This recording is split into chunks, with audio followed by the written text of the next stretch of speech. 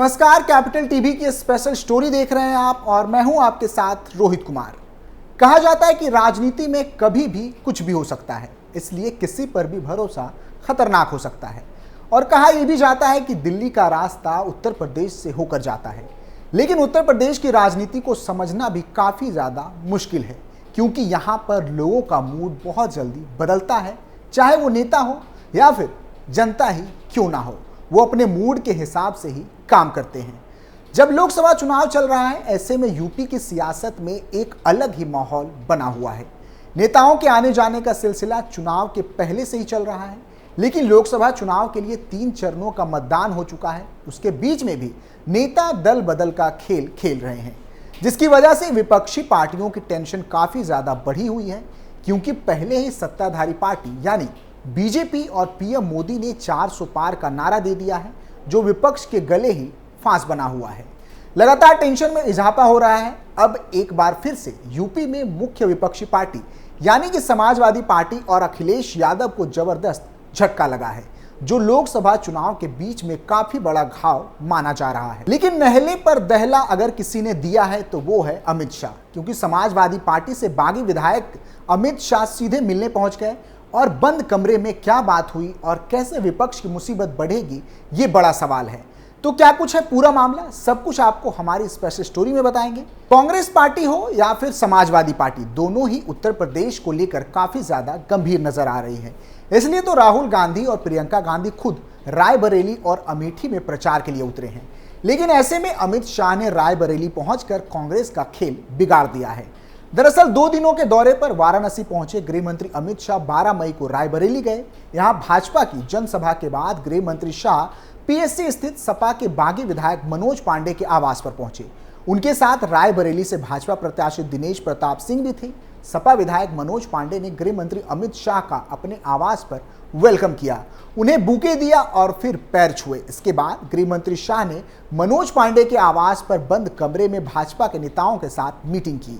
माना जा रहा है कि यह मीटिंग लोकसभा चुनाव के बचे हुए चरणों को लेकर थी। बता दें कि मनोज पांडे कभी सपा के कद्दावर नेताओं में से एक गिने जाते थे। इसी साल फरवरी में मनोज पांडे राज्यसभा चुनाव में क्रॉस वोटिंग के चलते एक बार फिर चर्चा में आए थे। मनोज पांडे ने भाजपा प्रत्याशी को वोट दे दिया था, फिर वह सपा छोड़कर भाजपा में शामिल हो गए थे। भाजपा के नेता और केंद्रीय गृह मंत्री अमित शाह ने रायबरेली में रविवार को पार्टी के 400 पार के नारे को दोहराया। उन्होंने कहा कि रायबरेली में कमल खिला दो, 400 पार अपने आप हो जाएगा। कांग्रेस के गढ़ कहे जाने वाले रायबरेली से भारतीय जनता पार्टी यानी कि भाजपा के उम्मीदवार और राज्य सरकार के मंत्री दिनेश प्रताप सिंह के समर्थन में आयोजित एक चुनावी जनसभा को संबोधित करते हुए शाह ने गांधी परिवार पर जमकर हमला बोला। शाह ने कहा कि देश भर में जहां जाते हैं 400 पार का नारा लगता है। 400 पार तभी हो सकता है जब पूरे देश में मोदी को 400 सीटें जिता कर दें, और वह होने वाला है। हालांकि इसे दूसरा रुख देते हुए उन्होंने सवाल उठाया कि अगर एक ही सीट जीतकर 400 पार का मतलब पूरा हो जाए तो वह करना चाहिए या नहीं करना चाहिए। केंद्रीय गृह मंत्री ने कहा कि राहुल बाबा, सोनिया गांधी, डिंपल बहन, अखिलेश यादव सबको राम मंदिर प्राण प्रतिष्ठा का निमंत्रण भेजा गया, लेकिन ये लोग नहीं गए क्योंकि ये लोग अपने वोट बैंक से डरते हैं। लेकिन हम बीजेपी वाले वोट बैंक से नहीं डरते। सिर्फ राम मंदिर ही नहीं, औरंगजेब द्वारा तोड़ा गया बाबा विश्वनाथ का दरबार भी मोदी जी ने बनवाया। सोमनाथ मंदिर भी सोने का बन रहा है। मोदी जी ने हमारे श्रद्धा केंद्रों को फिर से सजाने का काम किया है। भीड़ की तरफ से उत्साहजनक प्रतिक्रिया मिलने पर अमित शाह ने कहा कि रायबरेली में कमल खिला दो, 400 पार अपने आप हो जाएगा। गांधी परिवार की परंपरागत सीट कहे जाने वाली रायबरेली में 2019 में सोनिया गांधी भाजपा के दिनेश प्रताप सिंह को पराजित कर निर्वाचित हुई थी। 2019 में उत्तर प्रदेश में कांग्रेस के हिस्से में आने वाली यह एकमात्र सीट थी। इस बार इस सीट से कांग्रेस के पूर्व अध्यक्ष और उनके बेटे राहुल गांधी उम्मीदवार हैं, जो पिछले चुनाव में अमेठी में केंद्रीय मंत्री स्मृति ईरानी से पराजित हो गए थे। शाह ने रायबरेली में विकास की राह में गांधी परिवार को रोड़ा करार देते हुए कहा कि मोदी पूरे देश में विकास की गंगा बहा रहे हैं, लेकिन यहां गांधी परिवार रायबरेली में बाड़ लगाकर बैठा है। उन्होंने भरोसा देते हुए कहा कि एक बार यह बाड़ तोड़ दो, रायबरेली को हम नंबर 1 जनपद बनाएंगे। लेकिन विपक्ष के लिए टेंशन की बात तो यह है कि अमित शाह ने बंद कमरे में आधे घंटे तक बात क्या की, क्योंकि करीब आधे घंटे तक अमित शाह मनोज पांडे के घर पर मौजूद रहे। बताया जाता है कि अमित शाह ने दोपहर का खाना भी मनोज पांडे के ही घर पर खाया। बता दें कि मनोज पांडे ने फरवरी में हुए राज्यसभा चुनाव में क्रॉस वोटिंग करते हुए भाजपा उम्मीदवार को वोट दिया था। उसके बाद से ही वह सपा से नाराज बताए जा रहे हैं। राज्यसभा चुनाव में वोटिंग से पहले ही सपा विधायक मनोज पांडे ने विधानसभा में अपनी पार्टी के मुख्य सचेतक पद से भी इस्तीफा दे दिया था। मनोज पांडे ऊंचाहार विधानसभा सीट से सपा के टिकट पर 3 बार से लगातार विधायक निर्वाचित होते रहे हैं। राज्यसभा चुनाव में इन्होंने सपा से बगावत कर भाजपा उम्मीदवार के पक्ष में वोटिंग की थी।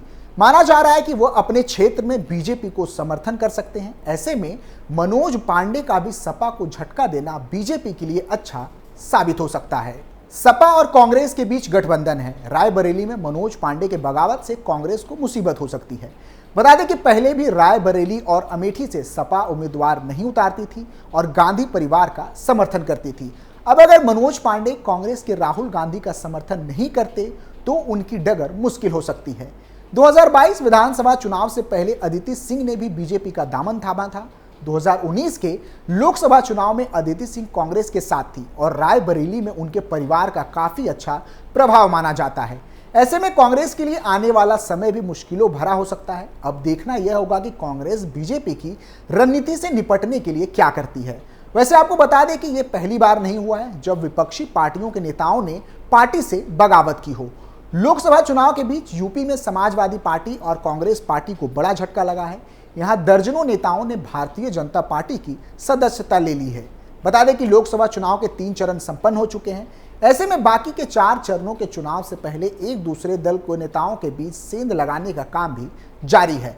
ऐसा ही यूपी में देखने को मिल रहा है। दरअसल बलिया से बीजेपी प्रत्याशी और राज्यसभा सांसद नीरज शेखर के नामांकन में शामिल होने आए उत्तर प्रदेश के उप मुख्यमंत्री ब्रजेश पाठक ने विशाल जनसभा को संबोधित किया। इससे पहले बड़ी संख्या में कांग्रेस और समाजवादी पार्टी के कार्यकर्ता भाजपा में शामिल हो गए।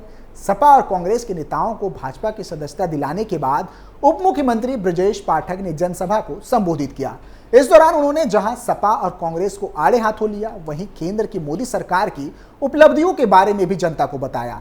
ब्रजेश पाठक ने समाजवादी पार्टी पर निशाना साधते हुए कहा कि ये लोग समाजवादी नहीं हैं, ये पूंजीपतियों को ही आगे बढ़ाते हैं। अखिलेश यादव की पीडीए परिवार डेवलपमेंट अथॉरिटी है। इस दौरान कांग्रेस और सपा के कई नेताओं ने बीजेपी का दामन थामा। सभी नेताओं ने बीजेपी में शामिल होने की मूल वजह कांग्रेस द्वारा राम मंदिर का न्योता ठुकराना बताया। बीजेपी में शामिल होने वाले नेताओं ने कहा कि हम यह बर्दाश्त नहीं कर सकते कि कोई राम मंदिर का न्योता ठुकराए।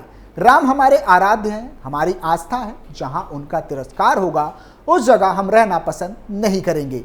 बीजेपी में शामिल हुए कांग्रेस नेता राजू पांडे ने बताया कि पीएम मोदी और उत्तर प्रदेश के मुख्यमंत्री योगी आदित्यनाथ की नीतियों से प्रभावित होकर मैंने बीजेपी में शामिल होने का फैसला किया है, क्योंकि जब से कांग्रेस ने राम मंदिर का न्योता ठुकराया है तब से मेरा वहां दम घुट रहा था, इसलिए आज मैंने बीजेपी में शामिल होने का फैसला किया है। उन्होंने आगे कहा कि हम नीरज शेखर को प्रचंड बहुमत से जिताकर बीजेपी के 400 पार के लक्ष्य को पूरा करेंगे। यानी कुल मिलाकर उत्तर प्रदेश में विपक्षी पार्टियों के बागी नेता ही उनका खेल बिगाड़ रहे हैं। तो क्या इन बागियों की वजह से विपक्षी पार्टियों को हार का मुंह देखना पड़ सकता है? ये देखना काफी ज्यादा दिलचस्प होगा। कैपिटल टीवी की स्पेशल स्टोरी में फिलहाल के लिए इतना ही। बाकी खबरों के लिए देखते रहिए कैपिटल टीवी उत्तर प्रदेश। नमस्कार।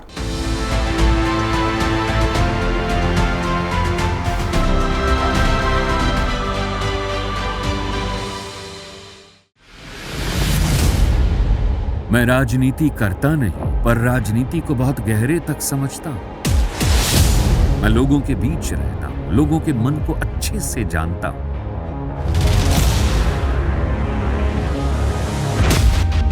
पब्लिक और पॉलिटिक्स की हर नब्ज को खूब पहचानता हूं।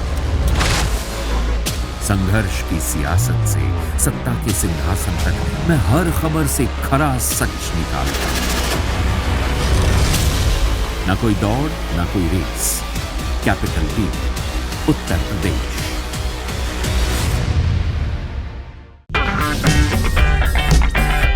अगर आपको हमारा वीडियो पसंद आया हो तो इसे लाइक करें, हमारे चैनल को सब्सक्राइब करें और हाँ, बेल आइकन दबाना ना भूलें ताकि आप तक हमारे वीडियो की नोटिफिकेशन पहुंचती रहे। आप अपना सुझाव हमें कमेंट बॉक्स में दे सकते हैं। हमारे साथ जुड़ने के लिए शुक्रिया।